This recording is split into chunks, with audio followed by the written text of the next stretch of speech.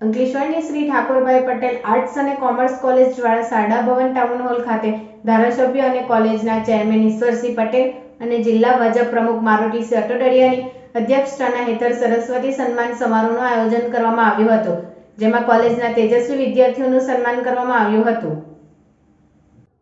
અંકલેશ્વરના શારદા ભવન town hall ખાતે Shri Thakorbhai Patel arts અને કોમર્સ કોલેજ દ્વારા કોલેજમાં વિવિધ ફેકલ્ટીમાં ઉચ્ચ ક્રમાંકે ઉત્તીર્ણ થયેલ તેમજ રમતગમત ક્ષેત્રમાં ઉત્કર્ષ દેખાવ કરનારા વિદ્યાર્થીઓના સન્માન માટે અંકલેશ્વરના ધારાસભ્ય અને ઠાકોરભાઈ પટેલ, કોલેજના ચેરમેન ઈશ્વરસિંહ પટેલ અને જિલ્લા ભાજપ પ્રમુખ મારુતિસિંહ અટોડિયાની અધ્યક્ષતા હેઠળ સરસ્વતી સન્માન સમારોહનું આયોજન કરવામાં આવ્યું હતું.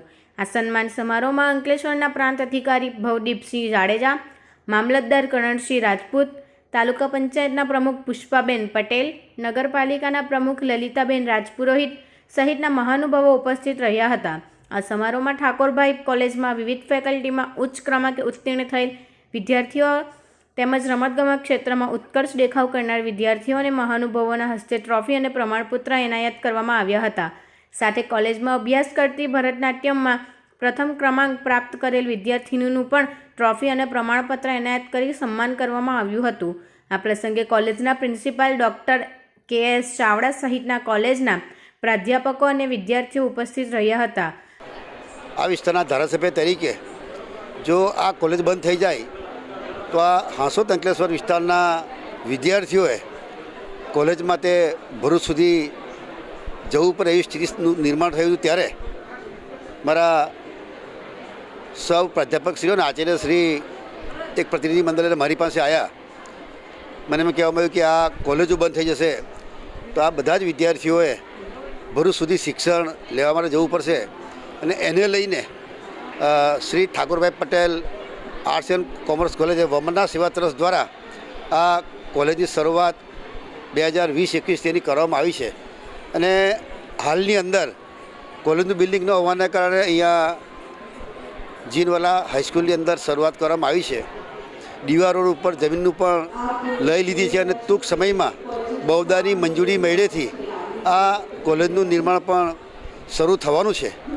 જે 200 વિદ્યાર્થીઓ હતા અને આજની વાત કરીએ 2020ની અંદર 200 જેટલા વિદ્યાર્થીઓની સંખ્યા હતી. આજે 880 લગભગ 900ની આસપાસ જેવા વિદ્યાર્થીઓ આ કોલેજની અંદર આવી રહ્યા છે. અને તમામ લોકોને સ્વાભાવિક છે કે જ્યાં નજીકમાં શિક્ષણ મળતું હોય ત્યાં વિદ્યાર્થીઓની સંખ્યા વધુ હોય, દૂર જવું પડતું હોય ત્યારે ઘણા વાલીઓ પણ એમ કહે કે ભાઈ દૂર સુધી ક્યાં જવાના, આમ કરીને અધવચ્ચેથી એને કોલેજમાંથી ઉઠાવી લેતા હતા. પરંતુ આ કોલેજ અંકલેશ્વરની અંદર રહેવાને કારણે આ વિસ્તારના તમામ વિદ્યાર્થીઓ પર લાભ મળવાનો છે. આજે અહીંયા સરસ્વતી સન્માન સમારોહ એટલે કે જે વિદ્યાર્થીઓ પહેલો, બીજો, ત્રીજો જે ક્રમાંક લાવ્યા છે અને અનેકવિધ જે એક્ટિવિટીની અંદર જે નંબર લાવ્યા છે એ લોકોનો પર આજે અહીંયા ઇનામ વિતરણ કાર્યક્રમ રાખવામાં આવ્યો હતો. અને અમારા પ્રિન્સિપાલ શ્રી ડૉક્ટર કે.એસ. ચાવડા કે જેઓ 1990થી આ કોલેજના પ્રાધ્યાપક તરીકે એમની શરૂઆત કરવામાં આવી અને 34 વર્ષ સુધી આ જ કોલેજની અંદર પ્રાધ્યાપક અને છેલ્લે આચાર્ય તરીકે આજે નિયુક્ત લે ત્યારે એમને પણ હું ખૂબ શુભેચ્છા પાઠવું છું અને તમામ વિદ્યાર્થીઓને પણ આજે અહીંયા આ સમારોહની અંદર હું તમામને અભિનંદન પાઠવું છું.